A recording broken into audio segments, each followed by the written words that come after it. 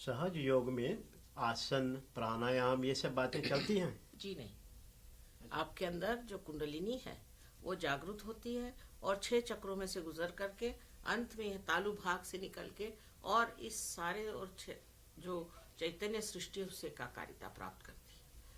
लेकिन अगर समझ लीजिए आपको कोई शारीरिक तकलीफ है, आपकी अगर कोई रीढ़ की हड्डी गड़बड़ है, तो हम उसको आसन बता सकते हैं।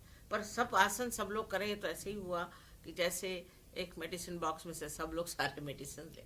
सबका एक शास्त्र होता है, नियम होता है, और उसके अनुसार हमने देखा अभी तक तो हमने किसी को कोई आसन बताया ही नहीं। तो साधक क्या करता है जो आसन नहीं लेता या प्राणायाम नहीं करता? सहज है ना, उसमें कुछ करना नहीं, उसमें रमना है। असल में जैसे एक बीज को आप बो देते हैं तो ये पृथ्वी माता उसमें से अंकुर निकाल करके उसका वृक्ष बना देती। इसी प्रकार कि आपके जो बीज है उसमें ये कुंडलिनी एक समझ लीजिए अंकुर स्वरूप है, और वो जागृत हो जाती है। हो जाने के बाद वो अपने आप अपना रास्ता ढूंढती है, और जब आप कुछ करने लग जाते हैं तब आप में बैलेंस आ जाता है।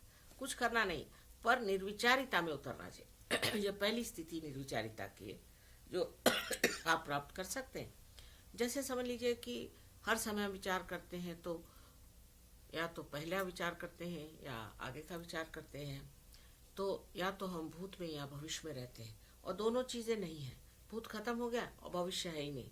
तो जो वर्तमान है इसके अंदर उतरने के लिए कुंडलिनी ही कार्यान्वित होती, तब कोई विचार नहीं रहता। आप निर्विचार समाधि में बैठते हैं और आपकी उन्नति होती रहती।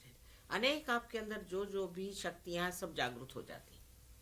दूसरे योगों में, यौगिक परंपराओं में मैं पढ़ता हूँ, सुनता हूँ कि कुंडलिनी शक्ति से बचना चाहिए, वो खतरनाक भी हो सकता है, साधक को मार भी सकता है या पागल कर सकता है। ये बहुत गलत बात है। न कभी ऐसा हो सकता है, क्योंकि कुंडलिनी आपकी स्वयं माँ, आपकी अपनी माँ है। वो आपके बारे में सब कुछ जानती है। जब आप पैदा हुए थे तो आपकी माँ ने सारा दुख अपने ऊपर उठाया, आपने तो कोई दुख नहीं उठाया।